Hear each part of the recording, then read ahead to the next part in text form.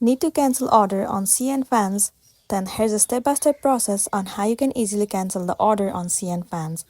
Start by moving into your application CNFans or move into the official website by heading over to any of the web browser. Once you're in the official page of CNFans, enter your login credentials and log into your specific account. Once you have been logged in, it will land you on this page.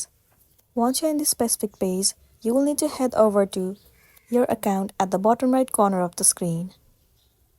In this page, you can see the option of orders. Click on it. Wait for a while for it to load.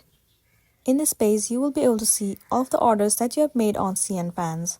In order for you to cancel it, you will need to meet some of the criteria. If your order is already there for shipping, then you will not be able to cancel it. But if you have just paid the amount and if your payment is on pending, then click on the order that you want to cancel.